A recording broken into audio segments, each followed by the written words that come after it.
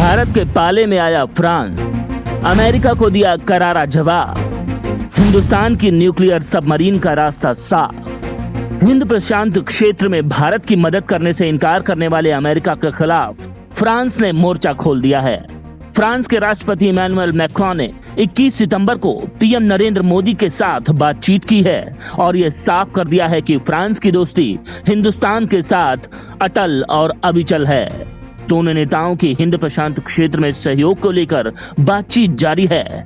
ये वही क्षेत्र है जहां पर चीन नजरें गड़ाए बैठा है और चीन को काउंटर करने के लिए ब्रिटेन, ऑस्ट्रेलिया और अमेरिका ने भारत को दरकिनार करके ऑकस ग्रुप बना लिया है। तो दोस्तों, इससे पहले कि आगे बढ़ें, आपको बता देते हैं कि आखिर अमेरिका ने भारत की मदद क्यों नहीं की। अपनी दादागिरी चलाना चाहता है अमेरिका। भारत के साथ दोस्त बनकर खड़ा हुआ फ्रांस। दरअसल 70 से ज्यादा ऑपरेशनल न्यूक्लियर पनडुब्बियों के साथ अमेरिका के पास रूस, फ्रांस और ब्रिटेन की तुलना में सबसे ज्यादा न्यूक्लियर पनडुब्बियां हैं।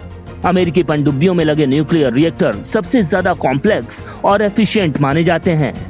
अमेरिका के पास वर्जीनिया सीरीज की SSN परमाणु पनडुब्बियां इस तरह से तैयार की गई हैं कि उन्हें 33 सालों तक फ्यूल की जरूरत ही नहीं पड़ती। संयुक्त राष्ट्र सुरक्षा परिषद के केवल 5 स्थायी सदस्यों के पास ये तकनीक है, जिसमें अमेरिका के पास 68 पनडुब्बियां हैं। इनमें 14 परमाणु संचालित बैलिस्टिक मिसाइल पनडुब्बियां और 54 परमाणु शक्ति चलित अटैक पनडुब्बियां हैं। रूस के पास 29 पनडुब्बियां हैं, जिनमें 11 परमाणु संचालित बैलिस्टिक मिसाइल पनडुब्बी और 18 परमाणु शक्ति चलित अटैक पनडुब्बियां हैं। चीन के पास 12 पनडुब्बियां हैं, जिनमें 6 परमाणु संचालित बैलिस्टिक मिसाइल पनडुब्बी और 6 परमाणु शक्ति चलित अटैक पनडुब्बियां हैं। ब्रिटेन के पास 11 पनडुब्बियां हैं, जिनमें 4 परमाणु संचालित बैलिस्टिक मिसाइल पनडुब्बियां और 7 परमाणु शक्ति चलित अटैक पनडुब्बियां हैं। इसी तरह फ्रांस के पास 8 पनडुब्बियां हैं, जिनमें 4 परमाणु संचालित बैलिस्टिक मिसाइल पनडुब्बियां और 4 परमाणु शक्ति चलित अटैक पनडुब्बियां हैं। जबकि भारत के पास 1 पनडुब्बी है। अब इस नई डील के बाद ऑस्ट्रेलिया परमाणु पनडुब्बी वाला दुनिया का 7वां देश बन जाएगा।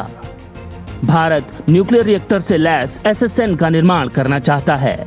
इसी प्रस्ताव को इसी साल कैबिनेट कमेटी ऑन सिक्योरिटी के सामने रखा गया है। अगर इस प्रोजेक्ट को मंजूरी मिल जाती है तो भी इस पनडुब्बी की पहली यूनिट सन 2032 से पहले इंडियन नेवी में आने की उम्मीद बेहद कम है। भारत इसी मियाद को कम करना चाहता है। भारत के पास फिलहाल SSN तकनीक की न्यूक्लियर सबमरीन चक्र 2 मौजूद है। भारत ने अमेरिका से SSN टेक्नोलॉजी इनेबल्ड और सबमरीन्स बनाने के लिए मदद मांगी थी, लेकिन दुनिया में अपनी सुप्रीमेसी का अहंकार रखने वाले अमेरिका ने भारत की मदद करने से इनकार कर दिया था और कहा था कि जब वो अपने सबसे नजदीकी सहयोगी ब्रिटेन को भी ये तकनीक नहीं देता तो भारत को ये तकनीक कैसे दे दे। यही बात मोदी को नागवार गुजरी और उन्होंने भारत के लिए SSN पाने के प्लान B पर कदम बढ़ा दिया है। दोस्तों, क्या है मोदी का प्लान B? हम वीडियो के आगे के हिस्से में आपको ये तो बताएंगे ही, लेकिन उससे पहले आप ये जान लीजिए कि आखिर क्या है SSN और SSBN। SSBN और SSN दोनों एटॉमिक फ्यूजन यानी विखंडन रिएक्टरों का इस्तेमाल करने वाली पनडुब्बियां हैं, ताकि पनडुब्बी को चलाने के लिए जरूरी भाप बनाने के लिए जबरदस्त गर्मी पैदा की जा सके।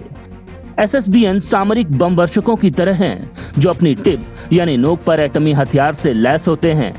ये एटॉमिक हथियार किसी मिसाइल पर लगे होते हैं और दुश्मन पर फायर किए जा सकते हैं, जबकि SSN समुद्र के भीतर ठीक उसी तरह काम करती हैं जिस तरह से आसमान में फाइटर जेट्स।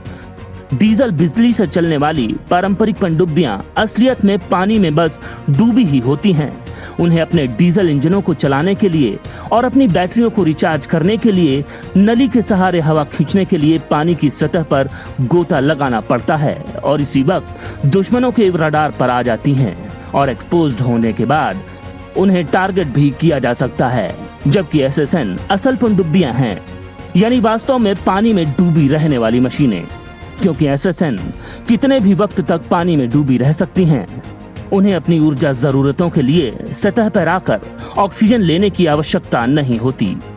इस लिहाज से ये लगभग अनिश्चित वक्त तक पानी के नीचे रहकर काम कर सकती हैं। उन्हें बस अपने क्रू मेंबर्स के खाने की आपूर्ति के लिए गहराई से ऊपर आना होता है। SSN torpedo, anti ship cruise मिसाइलों और लैंड अटैक क्रूज मिसाइलों जैसे तमाम हथियारों से भी लैस होती हैं। एसएसएन है वन मैन आर्मी। तो एक तरह से कहा जाए कि एसएसएन सबमरीन्स किसी भी युद्ध का अकेले पासा पलटने का मादा रखती हैं। इन्हीं पनडुब्बियों को बनाने के लिए भारत की मदद करने के बजाय अमेरिका ने उन्हें ठेंगा दिखाते हुए ऑस्ट्रेलिया को 8 एसएसएन पनडुब्बियां बनाने में मदद की डील कर डाली है। भारत का इस डील से नाराज होना लाजमी ही था, लेकिन फ्रांस इस डील से क्यों नाराज हुआ, ये भी आपको बता देते हैं। दरअसल फ्रांस ने डीजल वाली पनडुब्बियां बनाने के लिए ऑस्ट्रेलिया के साथ $100 अरब का समझौता किया था। अमेरिका और ब्रिटेन के साथ डील होने के बाद फ्रांस के साथ वाला समझौता अब रद्द हो गया है।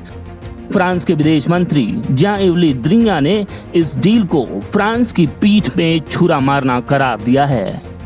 उन्होंने कहा, ये बेहद कुछ वैसा ही दिखता है जैसा ट्रंप ने किया था और यहीं से शुरुआत होती है पीएम मोदी के प्लान बी की। दोस्तों, हमारे सूत्र बताते हैं कि जब अमेरिका, ब्रिटेन और ऑस्ट्रेलिया की तिकड़ी अपना तिकड़म भिड़ाने में जुटी हुई थी, तो मोदी के थिंक टैंक्स एसएसएन की राह का रोड़ा हटाने का रास्ता तलाश रहे थे, जो उन्हें दिख भी गया फ्रांस के रूप में। तिकड़ी की इस डील से फ्रांस पहले ही तमतमाया हुआ था। ऑस्ट्रेलिया द्वारा फ्रांस के साथ अपने पिछले परमाणु पनडुब्बी सौदे को रद्द करने के बाद फ्रांस ने अमेरिका और ऑस्ट्रेलिया से अपने राजदूतों को वापस बुला लिया था। ऑकस बनने के बाद पहली बार फ्रांस के राष्ट्रपति इमैनुअल मैक्रों ने भारत के प्रधानमंत्री नरेंद्र मोदी से बातचीत की। ये अंतर्राष्ट्रीय स्तर पर मोदी की कूटनीति ही है कि उसे न्यूक्लियर सबमरीन्स टेक्नोलॉजी देने से इनकार करके ऑस्ट्रेलिया के लिए 8 न्यूक्लियर संचालित हमलावर पनडुब्बियों को डिजाइन और निर्माण करने की डील करने वाले अमेरिका और ब्रिटेन से बेहद खफा फ्रांस अब भारत के पाले में आ चुका है। मुलाकात के दौरान मैक्रों और मोदी ने एक खुले और समावेशी हिंद प्रशांत क्षेत्र में मिलकर काम करने की अपनी प्रतिबद्धता दोहराई है। भारत के साथ दगा करने का अमेरिका का रिकॉर्ड कोई नया नहीं है। इससे पहले अमेरिका का ये रुख 1960 के दशक की याद दिलाता है, जब अमेरिका और ब्रिटेन के मना किए जाने पर भारत ने पनडुब्बियों को हासिल करने के लिए तत्कालीन सोवियत संघ की ओर रुख किया था और सफल भी रहा था। इतना ही नहीं, अमेरिका ने 90 के दशक में भारत को सोवियत संघ से क्रायोजेनिक तकनीक हासिल नहीं करने दी थी। ऐसा ही उसने कोरोना काल में भी किया था और यही रवैया अब फिर से दोहराया है। लेकिन हर बार की तरह अमेरिका को मुंह की खानी पड़ी है।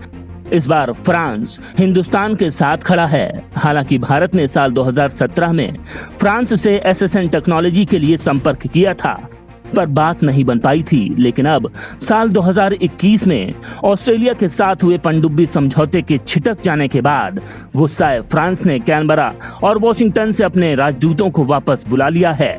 ऐसे में यह मुमकिन है कि भारत को फ्रांस से न्यूक्लियर सबमरीन टेक्नोलॉजी बेहद जल्द मिल जाए।